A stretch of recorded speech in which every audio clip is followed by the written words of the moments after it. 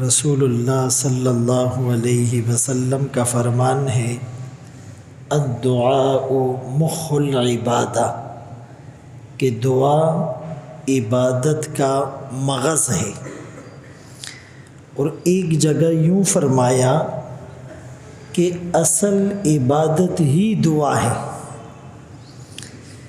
اگر کسی بیج میں مغز نہ ہو، وہ کھوکھلا ہو، آپ اسے زمین میں بوئیں گے تو اس سے کومپل اور پودا نہیں نکلے گا۔ پودا اسی بیج سے اگے گا جس بیج میں مغز ہوگا۔ تو دعا عبادت کا مغز ہے۔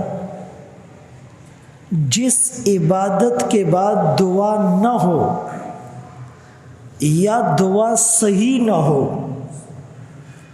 تو اس عبادت کا اثر بھی نہیں رہتا۔ دعا کے آداب کیا ہے؟ ایک ادب یہ ہے کہ جب بھی کسی کے لیے دعا مانگو تو پہلے اپنے لیے مانگو، پھر اس کے لیے مانگو۔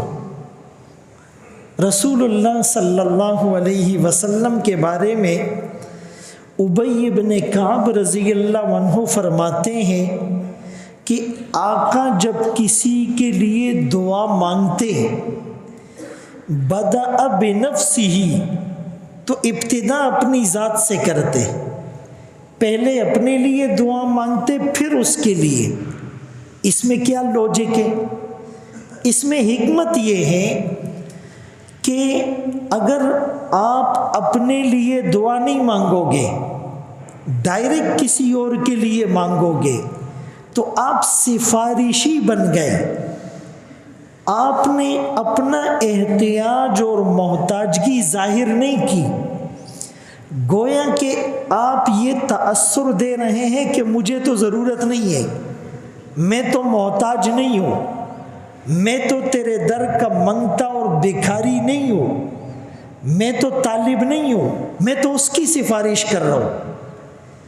لیکن جب آپ پہلے اپنے لیے مانگو گے، رب اغفر لی، اللہ میری مغفرت کر، ولی والدیہ، میرے والدین کی کر، ولمن دخل بیتی مؤمنا، مومنوں کی کر، تو اس سے آپ یہ تأثر دے رہے ہیں کہ میں بھی محتاج ہوں، مجھے بھی عطا کر دیجئے، اور وہ بھی محتاج ہے، میں اس کا سفارشی بن کر کہہ رہا ہوں اسے بھی عطا کر دیجئے۔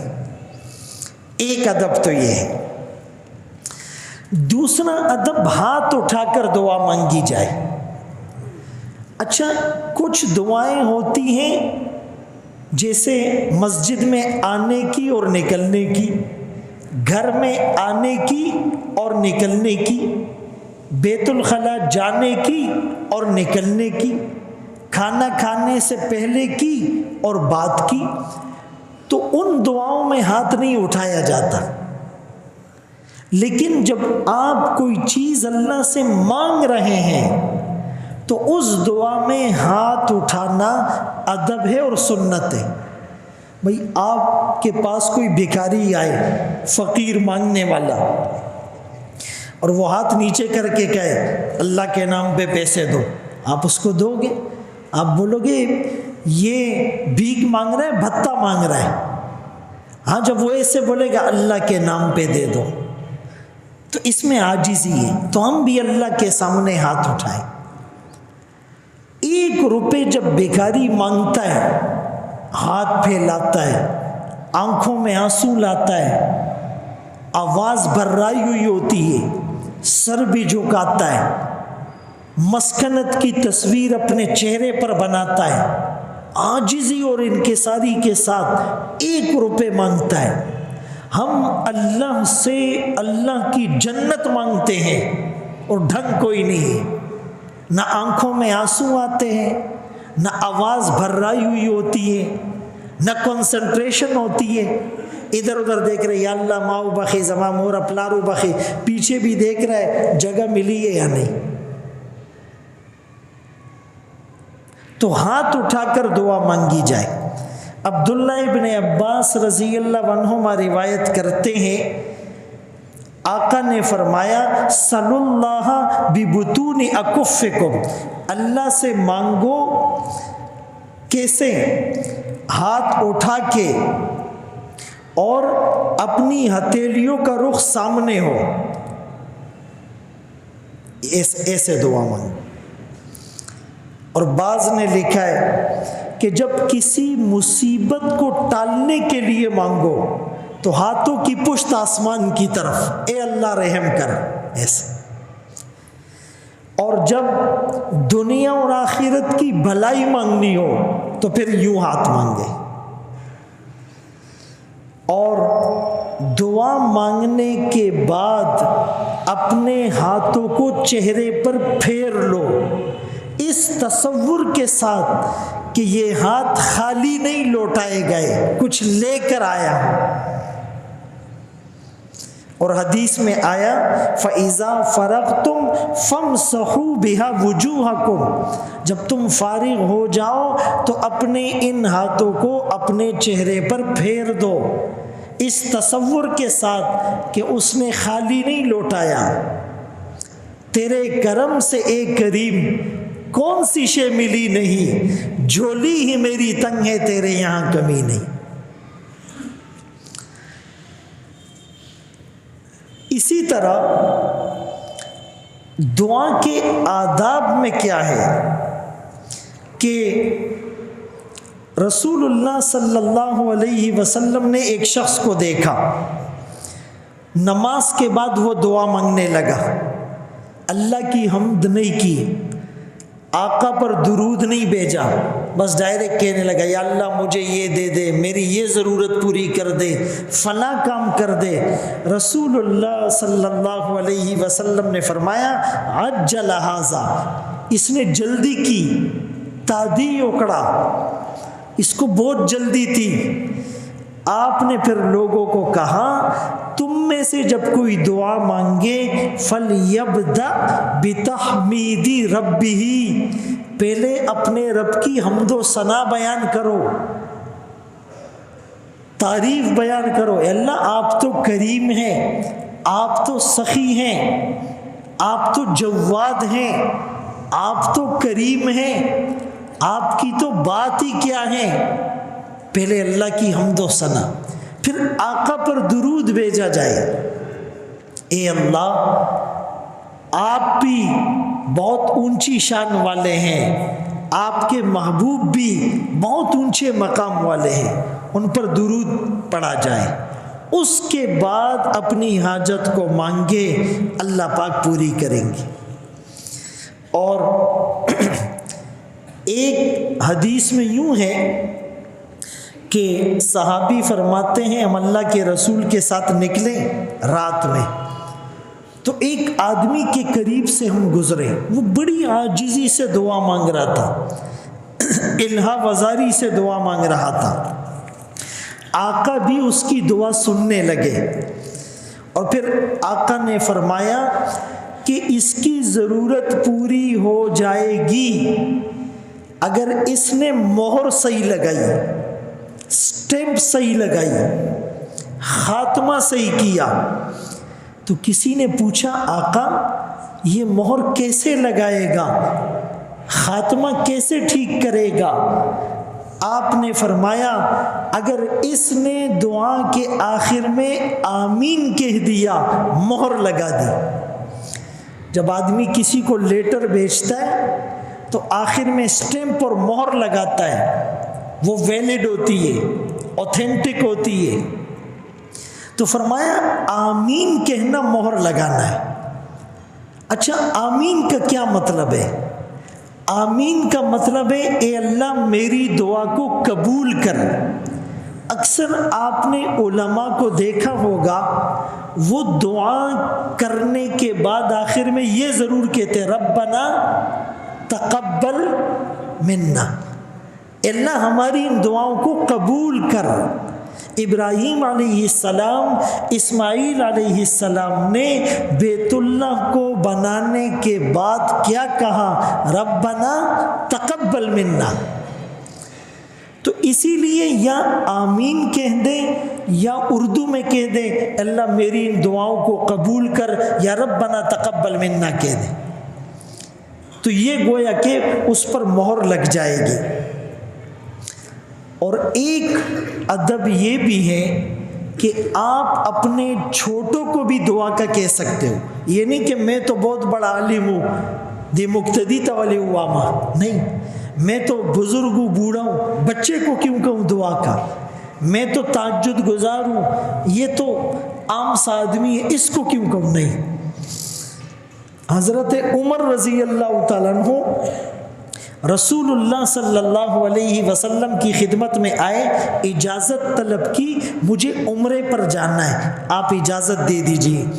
رسول اللہ صلی اللہ علیہ وسلم نے فرمایا اشرکنا یا اخی فی دعائک ولا تنسنا، اے بھیا، اے میرے بھائی، مجھے بھی اپنی دعاؤں میں یاد رکھنا، مجھے بھولنا مت۔ حضرت عمر رضی اللہ تعالیٰ عنہ فرماتے ہیں یہ جو آقا نے مجھے اخی کہا، تصغیر اخی کی، کہ اے میرے بھائی مجھے دعا میں یاد رکھنا، اس جملے نے مجھے اتنا خوش کیا کہ مجھے ساری دنیا مل جائے میں اتنا خوش نہیں ہوتا جتنا آقا کے اس جملے پر خوش ہوں۔ تو آقا حضرت عمر کو کہہ رہے ہیں، کہاں آقا کا مقام؟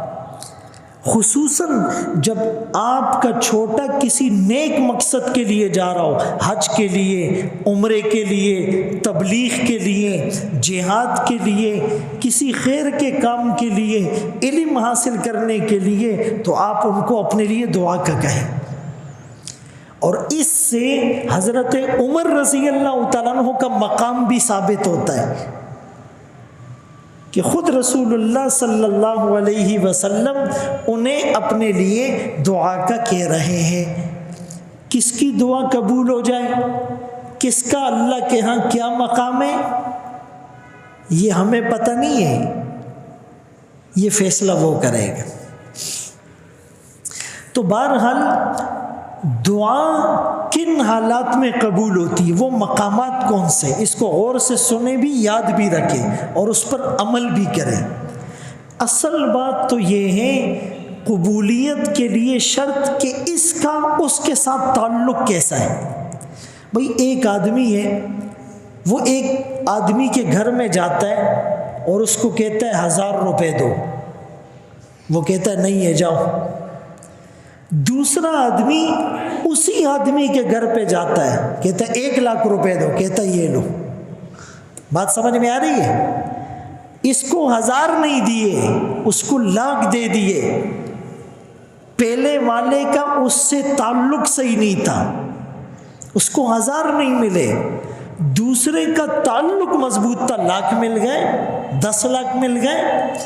تو اصل یہ ہے کہ تیرا اس کے ساتھ تعلق کیسا ہے۔ جس کا تعلق مضبوط ہوتا ہے، لو اقسم علی اللہ لابرہ، وہ قسم اٹھاتا ہے اللہ اس کی قسم کو پورا کرتا ہے، اس کے ہاتھ اٹھتے ہیں، دنیا کا جغرافیہ تبدیل ہوتا ہے، اس کے آنسو گرتے ہیں، عرش کے ستون ہلتے ہیں، وہ سفارش کرتا ہے، قبول ہوتی ہے۔ تو ایک تو ہم اللہ سے تعلق ایسا بنائیں کہ ہماری ہر بات کو فوراً قبول کر لیا جائے، اور دوسری چیز آپ کی اندر کی کیفیت، آپ کی فیلنگز، انر سائڈ۔ نہیں ایک آدمی دعا مانگ رہا ہے، اس کو پتہ ہی نہیں ہے، میں لوگ کہتے دعا پڑھو، دعا پڑھی نہیں جاتی، مانگی جاتی ہے۔ ایک کیفیت ہوتی ہے، ایک احساس ہوتا ہے۔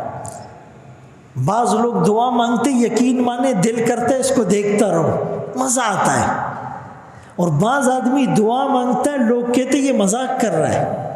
حسن بصری رحمۃ اللہ علیہ فرماتے ہیں بعض لوگوں کی استغفار پر استغفار کی ضرورت ہے، وہ استغفار ایسے کرتے ہیں کہ اس پر بھی استغفار کرنا چاہیے، دالا سا طریقہ تھا۔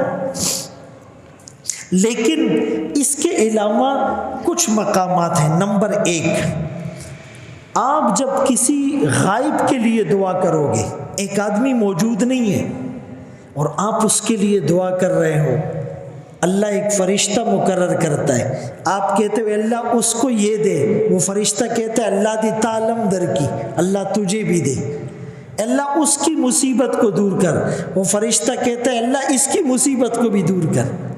لیکن اس میں نے کہا سنت یہ پہلے اپنے لیے مانگے پھر اس کے لیے مانگے۔ نمبر 1۔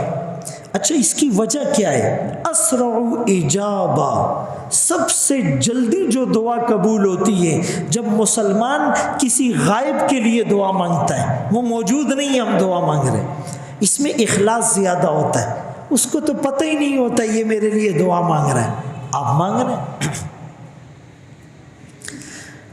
ہمارے ایک دوست تھے مولانا صاحب، وہ کہتے کہ میں جب رات کو دعا مانگتا ہوں تو گاؤں میں میرے گھر کے قریب جتنے گھر ہیں نا، میں ایک ایک گھر اور اس بندے کو ذہن میں لاتا ہوں، اے اللہ اس کی مصیبتیں حل کر، پھر اس کے ساتھ والے گھر کی، کہ میں پورے گاؤں کو یاد رکھتا ہوں۔ ہم اپنی گلی میں کریں، بلڈنگ میں تو کر سکتے ہیں نا، بلڈنگ کے گھر تو سب کو یاد ہے، کبھی ہم نے ایسا کیا ہے؟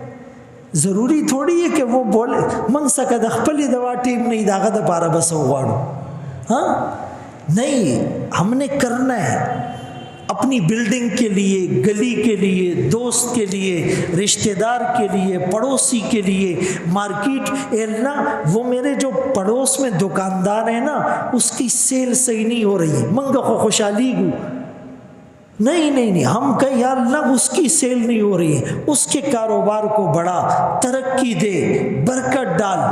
آپ کر کے تو دیکھیں، پیسے وہ کمائے گا سکون آپ کو ملے گا، پیسے وہ کمائے گا مزہ آپ کو آئے گا، یہ ایسا اللہ نے نظام رکھا ہے، یہ اندر کا کنیکشن ہوتا ہے۔ اور ایک باپ جب اپنی اولاد کے لیے دعا مانگتا ہے وہ قبول ہوتی ہے، اور ایک مسافر کی دعا قبول ہوتی ہے، مظلوم کی دعا قبول ہوتی ہے، ان کے دل ٹوٹے ہوئے ہوتے ہیں، حاجی کی دعا قبول ہوتی ہے، مجاہد کی دعا قبول ہوتی ہے، بیمار کی دعا قبول ہوتی ہے، اسی لیے کہ جب یہ بیماری پر صبر کرتا ہے اس کے گناہ جھڑتے ہیں، جیسے خزاں کے موسم میں پتے جھڑتے ہیں، اور یہ گناہوں سے ایسے پاک صاف ہوتا ہے کہ یہ زمین پر چلتا ہے، اس کے اوپر کوئی گناہ نہیں ہوتا۔ اسی طرح فرض نماز کے بعد جو دعا مانگی جائے وہ قبول ہوتی ہے۔ من صلی فریضۃ فلہ دعوۃ مستجابہ، جو فرض نماز پڑھ کے دعا مانگے اس کی دعا قبول ہوتی ہے۔ من ختم القرآن فلہ دعوۃ مستجابہ، جو قرآن ختم کرتا ہے، ختم قرآن کی جو محفل ہوتی ہیں اس وقت بھی دعائیں قبول ہوتی ہیں۔ اور ایک اذان اور اقامت کے درمیان، اذان ہوئی، اب نماز میں فجر میں آدھا گھنٹہ ہے، ظہر میں آدھا گھنٹہ ہے، عصر میں 15 منٹ ہے، مغرب میں 2 منٹ ہے، عشاء میں 15 منٹ ہے، یہ جو اذان اور اقامت جماعت کھڑی ہونے کے جو بیچ کا وقت ہے اس میں دعا قبول ہوتی ہے۔ منگا پا خبر ہو راؤ لگو، یعنی نماز سے 5-7 منٹ پہلے تک بھی ہم اپنے آپ کو کنٹرول نہیں کر سکتے، ٹولیاں بنا کر بیٹھے ہوتے، خسنگا چلو، مز نبات بسکو، تعلیم نبات بسکو، آغی نبات بسکو، ایک تو خود دعا سے محروم، پھر جو مانگ رہے ہیں وہ بھی ڈسٹرب، آواز گونجتی ہے، ہمیں یوں لگ رہا ہوتا ہے کہ ہم آہستہ بات کر رہے ہیں، لیکن حضرت صاحب کی باتوں سے پورے مقتدی مڑ مڑ کے دیکھ رہے ہوتے ہیں۔ تو اسی لیے اس وقت کو ہم نے قیمتی بنانا ہے، کونے میں بیٹھ جاؤ، ذکر کرو، دعا کرو، تلاوت کرو، مراقبہ کرو، یہ اجتماعی عمل نماز کے بعد شروع کر دو۔ تو اس دورانیے کو بھی حدیث میں الفاظ آئے ہیں، فرمایا اذان اور اقامت کے درمیان یہ دعا قبول ہوتی ہے۔ اللہ اکبر کبیرہ۔ وعند اقامت الصلاۃ الفاظ ہے۔ اسی طرح جب جہاد کی صفیں بنائی جا رہی ہو، اللہ کو یہ منظر پسند ہے، فرمایا یحب الذین، اللہ محبت کرتے ہیں ان صف بندی کرنے والوں سے۔ بارش جب برس رہی ہو، اللہ کی رحمت نازل ہوتی، ہم مزے لیتے، مزے لینا بھی گناہ نہیں ہے، چڈے پہن کے باہر نکل آتے ٹھیک ہے، لیکن یہ دعا کا وقت ہے، اور جس میں زیادہ دعا قبول ہوتی ہے اکثر لوگ اس میں نماز ہی نہیں پڑھے، کپڑے ہی خرابی دی، چڑی اچولی پہ گلوں کی گرزی، یہ دعا کی قبولیت کا وقت ہے۔ اسی طرح جب بیت اللہ پر نظر پڑے، بیت اللہ سامنے ہو، دعا قبول ہوتی ہے۔ ایک آدمی جنگل میں، بیابان میں، کوئی اس کو نہیں دیکھ رہا، یہ خشوع اور خضوع سے نماز پڑھتا ہے، دعا مانگتا ہے، یہ دعا بھی اللہ قبول کرتے ہیں۔ ایک دشمنوں سے لڑ رہا ہے جہاد کے میدان میں، کچھ ساتھی بھاگ گئے، منتشر ہو گئے، یہ ڈٹ کے کھڑا ہوا ہے، اس کی دعا بھی قبول ہوتی ہے۔ اور جو رات کے آخری پہر میں اٹھتا ہے، فجر کا وقت داخل ہونے سے پہلے کا جو دورانیہ 1 گھنٹہ پون گھنٹہ، اس میں بھی اللہ آسمان دنیا پر نزول فرماتے ہیں، ندا لگتی ہے، حل من مستغفر، ہے کوئی مغفرت کا طلبگار، حل من مسترزق، ہے کوئی رزق کا طلبگار، حل من مبتلا، ہے کوئی مصیبت میں مبتلا، میں اس کی دعا قبول کرتا ہوں۔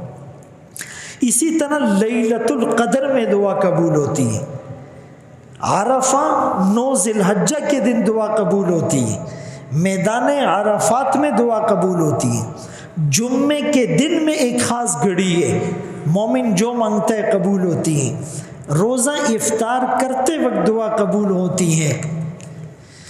اسی طرح حج کے موقع پر بھی دعا قبول ہوتی ہے۔ تو ان آداب کے ساتھ، ان شرائط کے ساتھ اگر دعا مانگیں گے، اخلاص اور للہیت سے مانگیں گے، اللہ ضرور قبول کرے گا۔ پھر کسی کو جو مانگا وہی مل جاتا ہے، کسی نے جو مانگا اللہ کو پتہ ہوتا ہے اس کے لیے مال فتنہ ہے، اللہ اس کو وہ نہیں دیتے، لیکن کوئی مصیبت آنے والی ہوتی ہے اس کو ٹال دیتے، اور کسی کو اللہ وہ چیز بھی نہیں دیتے جو مانگی، کوئی مصیبت پر آنے والی نہیں ہوتی یا کوئی مصیبت آ جاتی ہے، لیکن اللہ اس کی دعاؤں کو ذخیرہ کرتے ہیں، قیامت کے دن اس کا اجر ملے گا۔ آدمی کہے گا جو دعا قبول نہیں ہوئی اس کا آج اتنا اجر مل رہا ہے، کاش دنیا میں میری کوئی دعا قبول نہ ہوتی۔ وہ محنت ضائع نہیں کرتا، لا یضیع اجر المحسنین، وہ ہر چیز پہ اجر دیتا ہے، بس ہم مانگنے والے بنے۔ اللہ عمل کی توفیق نصیب فرمائے۔ استغفر اللہ العظیم الذی لا الہ الا هو الحی القیوم واتوب الیہ۔ رب اغفر وارحم وانت خیر الراحمین، رب اغفر وارحم انک انت الاعز الاکرم، ربنا تقبل منا انک انت السمیع العلیم وتب علینا انک انت التواب الرحیم، وصلی اللہ تعالی علی خیر خلقہ محمد وآلہ واصحابہ اجمعین برحمتک یا ارحم